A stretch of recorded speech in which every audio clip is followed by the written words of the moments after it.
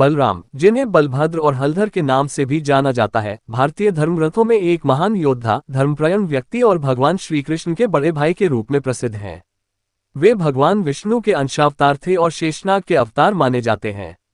उनका जीवन शक्ति, धैर्य, कर्तव्य और सच्चाई के मार्ग पर चलने का संदेश देता है। ये कहानी बलराम के जीवन, उनके चरित्र और उनकी अद्भुत गाथाओं पर आधारित है। बलराम का जन्म मथुरा के यादव वंश में हुआ था। उनके माता पिता वसुदेव और देवकी थे, लेकिन एक दैवीय लीला के कारण उनका पालन पोषण नंदगांव में हुआ। जब कंस ने देवकी के 7वें गर्भ को नष्ट करने का प्रयास किया, तो योगमाया की कृपा से वह गर्भ रोहिणी के गर्भ में स्थानांतरित हो गया। इस प्रकार बलराम का जन्म नंदगांव में माता रोहिणी की गोद में हुआ। बाल्यकाल में बलराम और कृष्ण दोनों एक साथ बड़े हुए। बलराम बहुत ही शक्तिशाली थे और उनके पास अपार बल था, इसलिए वे बलराम कहलाए। वे हमेशा अपने छोटे भाई कृष्ण की रक्षा करते और उन्हें कठिन परिस्थितियों से निकालते थे। बलराम और श्री कृष्ण ने बचपन में अनेक बाल लीलाएं की। वे अपने सखाओं के साथ यमुना के तट पर गाय चराते और खेलते थे। बलराम के पास हल और मूसल थे, जो उनके प्रिय अस्त्र थे। वे अपने अद्भुत बल के कारण गांव के सभी ग्वालों में प्रसिद्ध थे।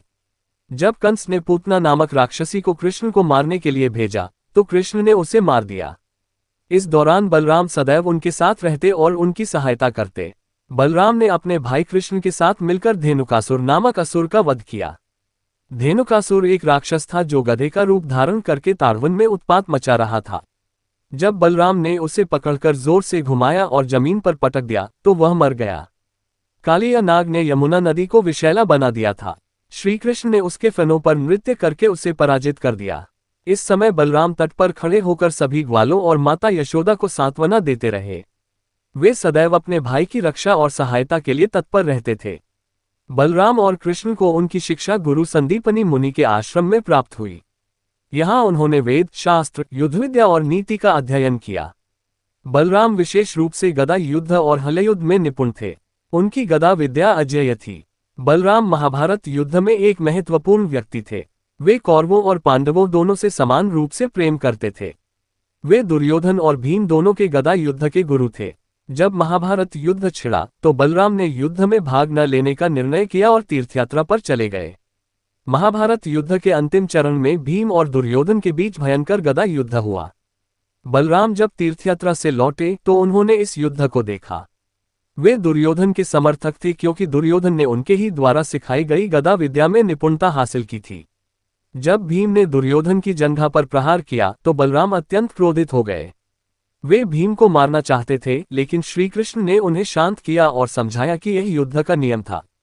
बलराम का विवाह रेवती से हुआ था, जो कुशस्थली के राजा ककुदमी की पुत्री थी। राजा ककुदमी अपनी पुत्री के लिए उपयुक्त वर की तलाश में ब्रह्मलोक गए थे। जब वे वापस लौटे, तो धरती पर बहुत समय बीत चुका था। तब ब्रह्मा जी ने उन्हें बताया कि अब बलराम ही उनकी पुत्री के योग्य वर हैं।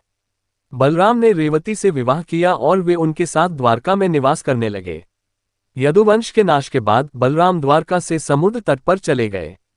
वहां उन्होंने ध्यान लगाया और उनके शरीर से एक दिव्य शेषनाग प्रकट हुआ, जो समुद्र में विलीन हो गया। इस प्रकार बलराम ने इस धरती पर अपने अवतार का समापन किया।